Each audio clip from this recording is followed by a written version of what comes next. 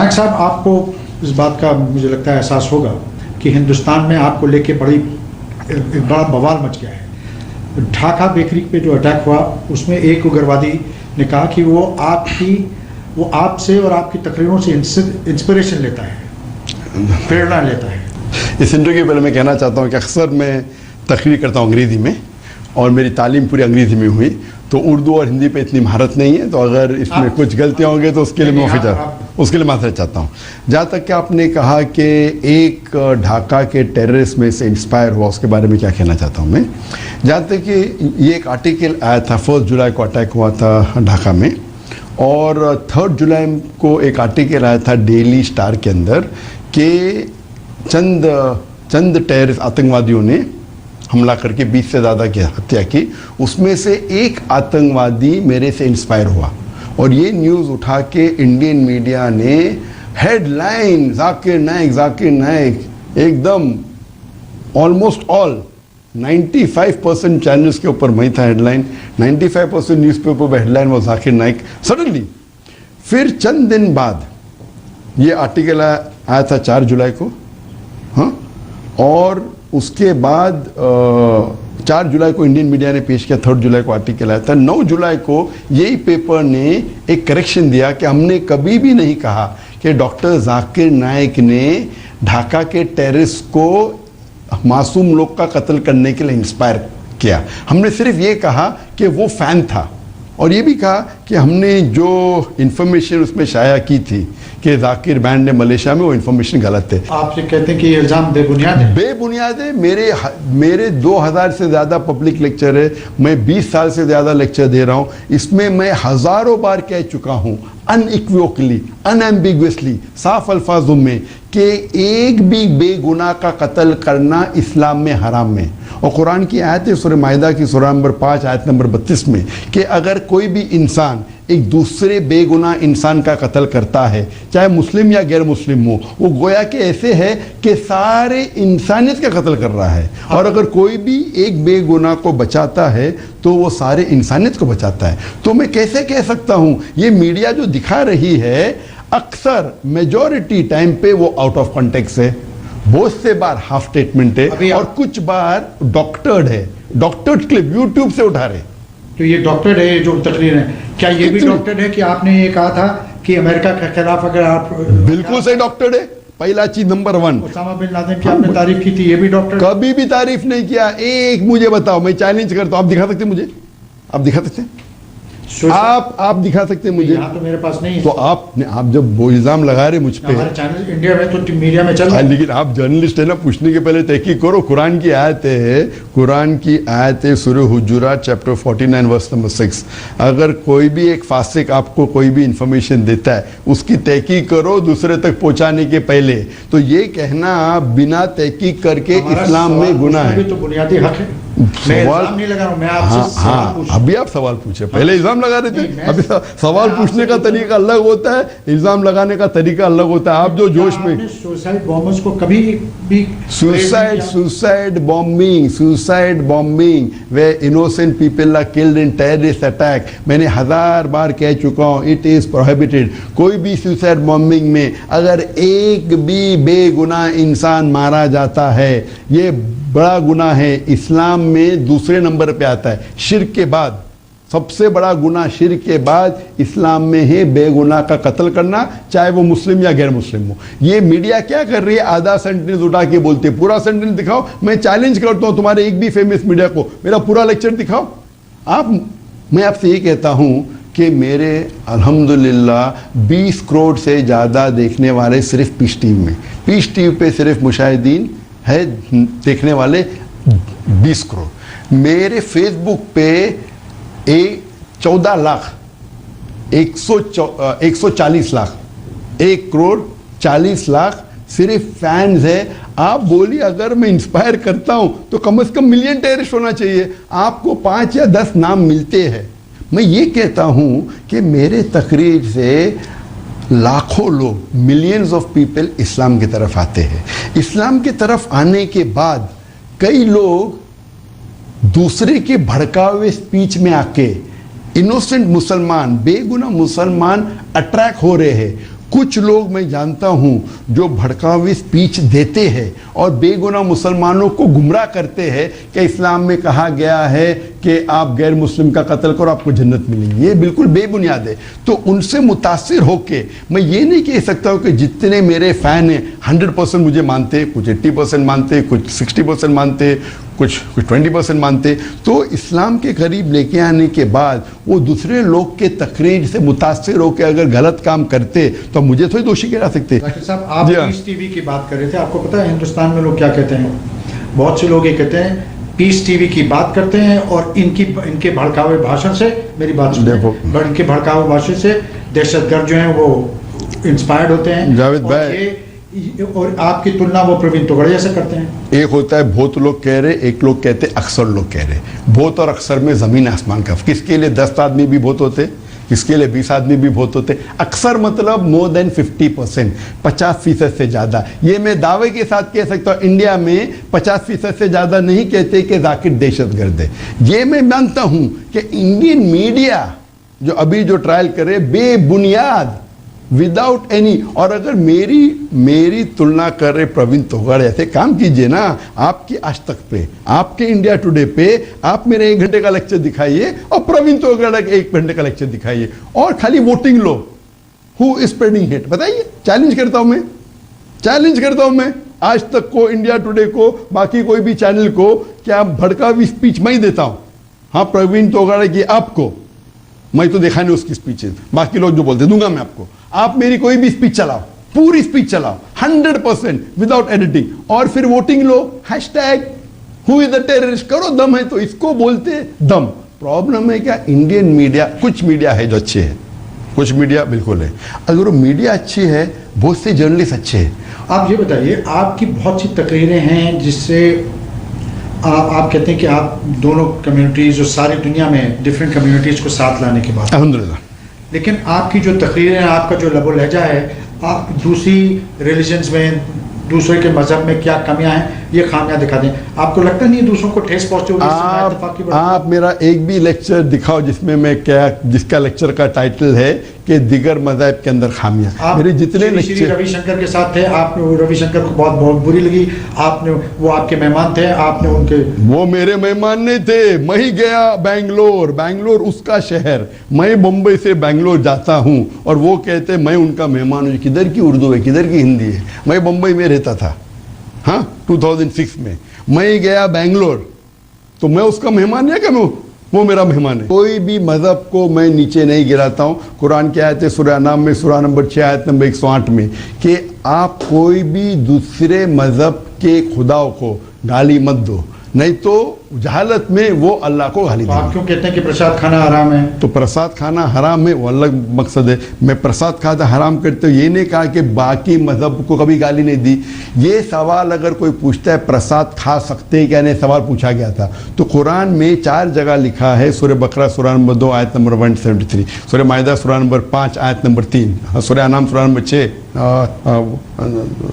Verse number 145 और सूरह नहल सूरह नंबर 16 आयत नंबर 115 में हुर्रिमत अलैकुमुल मैततु वद्दमु वला मुल खिंज़ीर वमा उहिल्ला लिगैरिल्लाह बिही, कि आपके लिए हराम है मरा हुआ गोश्त, खून, सूअर का गोश्त, और वो खाना जिसके ऊपर अल्लाह के अलावा किसी और का नाम लिया गया है। तो अल्लाह के अलावा किसी और का नाम लो, वो मुसलमान के लिए खाना हराम है।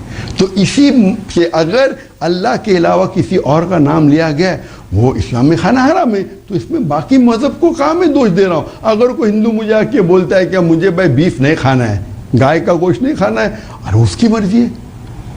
अगर दूसरा इंसान कहता है कि भाई गाय के गोश्त खाने से अच्छी तंदुरुस्ती मिलती है, उसकी मर्जी है। अगर कोई इंसान कहता है कि गाय का गोश्त मैं नहीं खाऊंगा, वो थोड़ी इस्लाम को दोषी ठहरा रहा है। तो ये आप डबल स्टैंडर्ड क्यों हैं? डॉक्टर नाइक, आप बात कर रहे थे दहशतगर्दी की। सारी दुनिया में इस वक्त एक कोहराम मचा हुआ है दहशतगर्दी को लेकर। आईसिस और तालिबान को लेकर आपका क्या नजरिया है? जहाँ तक कि दहशतगर्दी का सवाल है, मैंने हज़ारों बार कह चुका हूँ कि इस्लाम में सूरह माइदा सूरह 5 आयत नंबर 32 के आयत के हिसाब से अगर कोई भी इंसान दूसरे इंसान का कत्ल करता है, कोई भी बेगुनाह इंसान का कत्ल करता है, चाहे वो मुस्लिम या गैर मुस्लिम हो, वो गोया के सारे इंसानियत का कत्ल कर रहा है। तो बेगुनाह इंसान का कत्ल करना हराम है।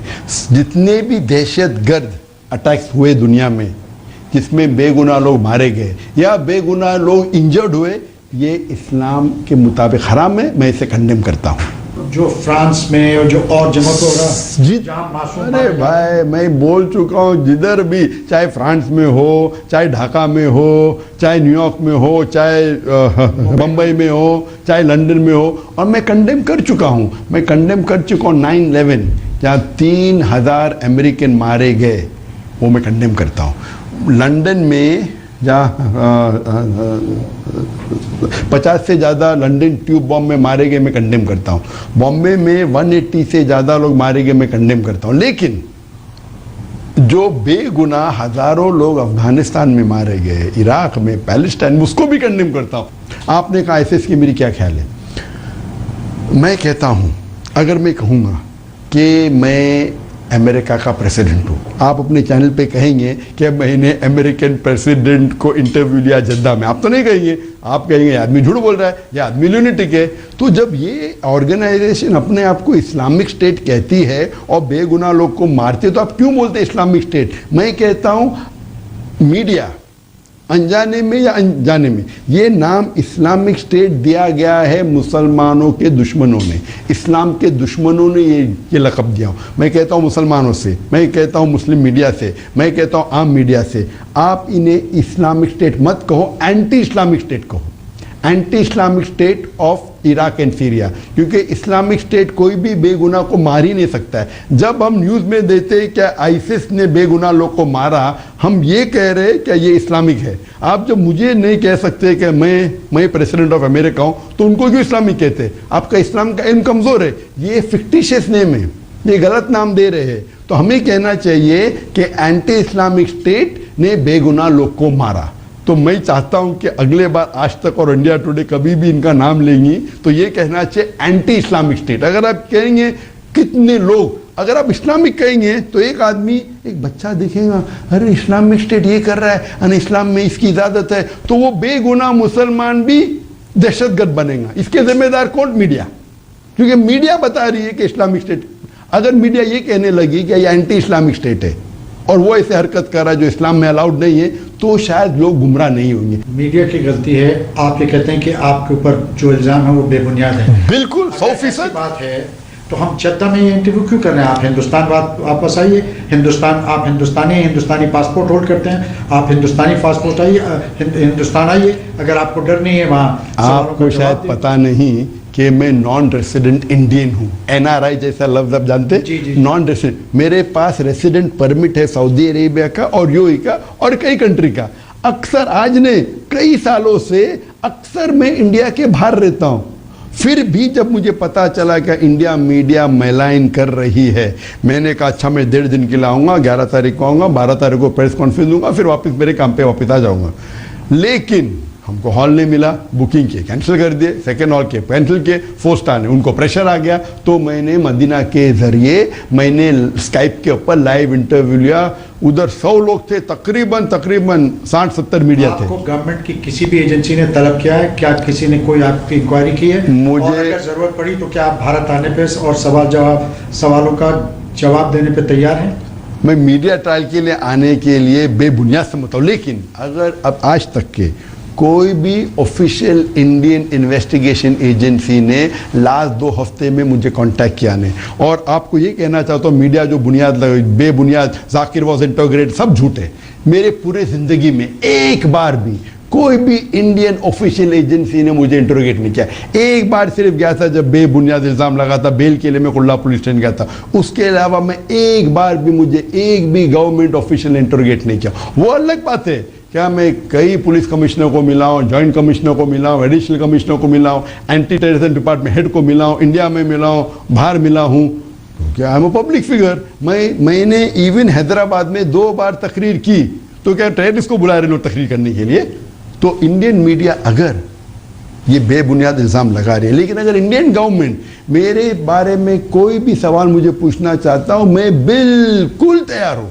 आई am ready to cooperate not only with Indian government, with any government agency in the world. अगर मेरे वजह से एक भी टेररिस्ट पकड़ा जा सकता हूँ, मैं कोऑपरेट करने को तैयार हूँ। डॉक्टर जाकिर नाइक जी, आपका इस जो प्रेजेंट सरकार है भारत की, उसके बारे में क्या नज़रिया है?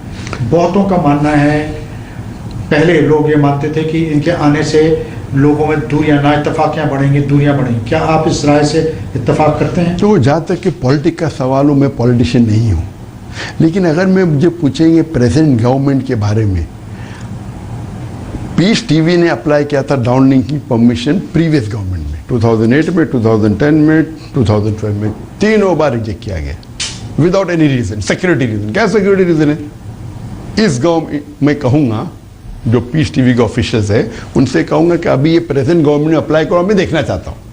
अगर ये प्रेजेंट गवर्नमेंट भी ऐसा करती, आज के तारीख में कई चैनल हिंदू, कितने 20-25 कितने चैनल जानता हूँ, हिंदू चैनल है, क्रिश्चियन चैनल है, एक भी मेन स्ट्रीम मुस्लिम चैनल नहीं। क्यों? ये आपसे पूछना चाहता हूँ।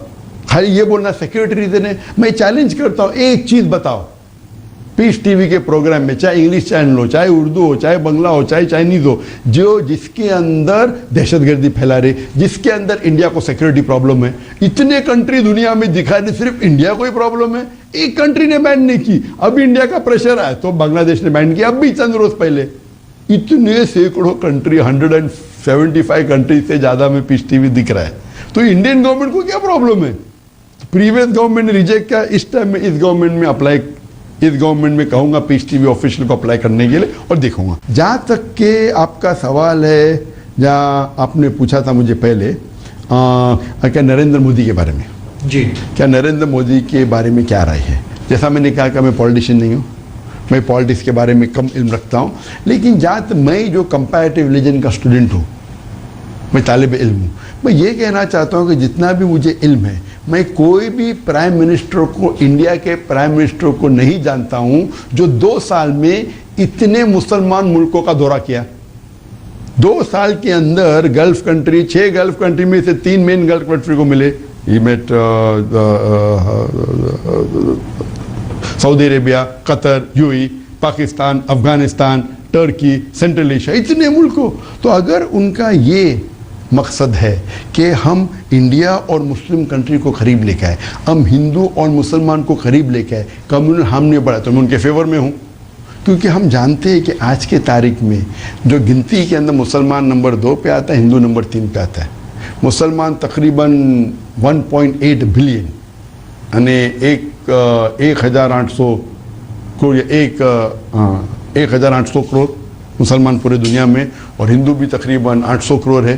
तो 2 सेकेंड एंड थर्ड नंबर पे प्रैक्टिस मुसलमान सबसे 1 है। अगर ये 2 कम्युनिटी को साथ में लेके आने की कोशिश है तो मैं उनके फेवर में हूँ। पॉलिटिक्स के बारे में मैं जानता नहीं हूँ, लेकिन मैं कोई भी हिंदुस्तानी प्राइम मिनिस्टर को नहीं जानता हूँ जो इतने कंट्री की और इतने कम टाइम में, पाकिस्तान, अफगानिस्तान, टर्की, और इन रेसिप्रोकेशन में किंग सलमान सऊदी अरेबिया के, उन्होंने, मैं जानता नहीं हूँ पहले कोई हिंदुस्तान के प्राइम मिनिस्टर को हाईएस्ट सिविलियन अवार्ड मिला। डॉक्टर नाइक, भारत में पहले हमें बड़ा फख्र था कि कोई भी भारतीय कभी दहशतगर्दी, आईसिस या तालिबान के पास नज़दीक नहीं जाता था। अब देखने में आ रहा है कि कुछ जो हमारे नौजवान हैं उधर उनका रुझान बढ़ रहा है। ऐसे लोगों के लिए, क्योंकि आप ये मानते हैं कि पीस टीवी करोड़ों लोग देखते हैं, ऐसे लोगों के लिए आपका क्या पैगाम है? आप क्या कहना चाहेंगे मुझे? कोई भी दहशतगर्दी ऑर्गेनाइजेशन में जुड़ना इस्लाम में हराम है। दहशतगर्दी, इस्लाम दहशतगर्दी से सैकड़ों मील दूर है।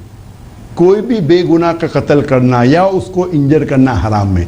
लेकिन गवर्नमेंट क्या करना चाहिए, जो लोग ये दहशतगर्दी को बढ़ावा दे रहे हैं उनको पकड़ना चाहिए। इतने मुझे पांच मुल्कों ने, बड़े बड़े मुल्कों ने, सऊदी अरेबिया ने, मलेशिया ने अवार्ड, द हाईएस्ट अवार्ड, सबसे हाईएस्ट अवार्ड इस्लामिक वर्ल्ड के अंदर है King Faisal award for service of Islam, और सिर्फ 2 इंडियन को मिला है सर्विस ऑफ इस्लाम के लिए। अल्हम्दुलिल्लाह, मौलाना अली मियां नदवी जो थे माशाल्लाह बहुत माहिर इंसान थे, उसके बाद मुझे मिले इतने साल, 30 साल के बाद। तो अगर इतना बड़ा अवार्ड मिला है तो इंडियन लोग को खुश होना चाहिए। मलेशिया में टोको महालिजरे अवार्ड हर साल लोकल को दिया जाता है, सिर्फ 30 साल में सिर्फ 4 इंटरनेशनल लोग को मिला है। टाइम कम है, सवाल 2-4 जरूर पूछने हैं। जी हाँ। आपने नाम सुना होगा असदुद्दीन ओवैसी और मौलाना महमूद मदनी का। असदुद्दीन ओवैसी ने इनको दोज़ख का कुत्ता करार, किनको? उन्होंने कहा कि आईएसआईएस जो है ये दोज़ख के जहन्नुम के कुत्ते हैं। मौलाना महमूद मदनी का कहना है कि ये वाजिबुल कत्ल है। क्या उनकी बातों से आप एग्री करते हैं? ये हराम है। अब भी वो दोज़ख के कुत्ते उनने कहा, उनके हिसाब से सही होगा। ये बिल्कुल आईएसआईएस में कहूँगा नहीं, एंटी आईएसआईएस कहूँगा। उनने आईएसआईएस कहा, मैं इस लेवल से इत्तेफाक रखता ही नहीं। एंटी आईएसआईएस जो है वो बिल्कुल हराम है, उनको पकड़ना चाहिए और उनसे कड़ी से कड़ी सजा देना चाहिए। और इस्लाम में बेगुनाह लोग का कत्ल करना और बेगुनाह लोग को इंजर भी करना हराम है। लेकिन मैं एंटी आईएसआईएस कहूँगा, आईएसआईएस नहीं कहूँगा। डॉक्टर नायक, भारत में 2 मुख्य मुद्दे हैं मुसलमानों को लेकर। एक है यूनिफॉर्म सिविल कोड का और ख़ास तौर से औरतों के हुकूक को लेकर। ट्रिपल तलाक जो ज़बानी टेलीफोन के ज़रिए, SMS के ज़रिए मर्द अपनी बीवियों को कर देते हैं, आपका क्या इसमें मानना है? क्या आप इसके फेवर में हैं? क्या आपका ये मानना है कि यूनिफॉर्म सिविल कोड आना चाहिए और ये ट्रिपल तलाक जो है ये ख़त्म होना चाहिए? जहाँ तक कि ख़वातीन के हुकूक का सवाल है, मैंने कई लेक्चर दिए हुए इंग्लिश में, उर्दू में भी, हिंदी में भी, कि ख़वातीन के हुकूक के बारे में। जहाँ आपने कहा ट्रिपल तलाक, इसके अंदर उलमा की दो राय है। कुछ उलमा कहते हैं कि ट्रिपल तलाक देंगे तो एक साथ में तो 3 तलाक हो जाते, उसके बाद आप उससे शादी नहीं कर सकते। कुछ उलमा कहते हैं कि ट्रिपल एक बार 3 बार को या 10 बार को एक ही मानी जाती। मैं उन उलमा में मानता हूँ, मेरे जितना भी मेरा स्टडी है, आप 3 दो या 10 दो वो एक ही मानी जाती है। और एक बार तलाक होने के बाद, तलाक होने के लिए 3 महीना लगता है, 3 महीने के बाद तलाक मुकम्मल होता है। 3 महीने के पहले आप अगर उनको चाहते हो तो रुजू कर सकते हैं उनको। और तलाक के बाद मेंटेनेंस भी तो मिलना चाहिए। बिल्कुल से तलाक के बाद जो महर है वो मिलता है, महर मिलता है। और अगर तलाक होने के बाद फिर से शादी करना चाहते कर सकते हैं। लेकिन ये जो वर्बली, जो SMS के जरिए, जो वर्बी करो, कुछ भी करो, 3 बार भी करो, एक होता है। 3 महीने के अंदर आप रुजू करना चाहते हैं तो रुजू कर सकते हैं। इसमें इख्तिलाफ है उलमा का, यूनिफॉर्म सिविल कोड जहाँ तक के है, अगर यूनिफॉर्म सिविल कोड रखना चाहते हैं और पैनल पे ऐसे लोग रखो जो अनबायस्ड है, बिना कोई हक की बात करते हैं, और अगर हम चेक करना चाहिए कौन सा लॉ सबसे बेहतर है। और मैं चाहूँगा, दो मैं तालिब इल्म हूँ इस्लाम का, मैं कोई स्कॉलर नहीं, मैं कोई मुफ्ती नहीं हूँ, लेकिन इस्लाम की तरफ से मैं आर्ग्यू करूँगा। और अगर आप खुले जहन से देखेंगे, इस्लाम के जितने भी लॉ है अगर आप अप्लाई करेंगे उसमें आपको रिजल्ट मिलता है। इसीलिए सबसे लीस्ट आप अमेरिका देखो, इतना एडवांस मुल्क है, सबसे ज़्यादा रेप कोई कंट्री में किसमें है? अमेरिका में। Every 22 second 1 rape. हम जब से बात कर रहे हैं इंटरव्यू में 10 मिनट के अंदर, तो ये है कि यूनिफॉर्म होना चाहिए लेकिन सही होना चाहिए। अब मैं इस्लाम की तरफ से आऊँगा, और मैं समझता हूँ जितने भी इस्लाम के अंदर लॉज है वो यूनिवर्सल है, और अगर कोई इसको इम्प्लीमेंट करेगा सबसे बेहतरीन इंसानियत है उसमें। Islam is the solution to the problems of humanity. कुरान के अंदर सारे प्रॉब्लम्स ऑफ ह्यूमैनिटी का हल है। आप अगर तहकीक करेंगे जितने भी, तो मैं यूनिफॉर्म सिविल कोड के फेवर में हूँ, लेकिन हक खाली जिस तरीके से मीडिया ट्रायल हो रहा है 2 हफ्ते से, वैसा बनाएंगे तो बिल्कुल मैं उसके खिलाफ। आखिरी सवाल। जी हाँ, भारत कब आएंगे? कोई क्या अगले 2-4 महीने में भारत आने की संभावना? अभी मेरा जो प्लान है, पूरे लेक्चर टूर है मेरे, अभी मैं लेक्चर टूर निकलूंगा अभी चंद घंटों में। लेकिन अगर इंडियन अथॉरिटीज़ को जब भी मेरी ज़रूरत है, कोई भी पूछताछ करना है, मैं हाजिर हूँ। लेकिन मीडिया के लिए सिर्फ आने के लिए, वक्त ज़ाया करने के लिए मेरे पास वक्त नहीं। डॉक्टर जाकिर नायक, आपने वक्त निकाला, जद्दा में आज तक से बात की, इसके लिए बहुत बहुत शुक्रिया। शुक्रिया। तो ये थे डॉक्टर जाकिर नायक। इनका ये मानना है कि इन पे जो इल्ज़ाम लगाए गए हैं वो बेबुनियाद हैं, और इन्होंने अपनी तरफ से बड़ी बेबाकी से उनका जवाब दिया। अब ये जनता के ऊपर है, हमारे दर्शकों के ऊपर है, उन्हें माने या ना माने।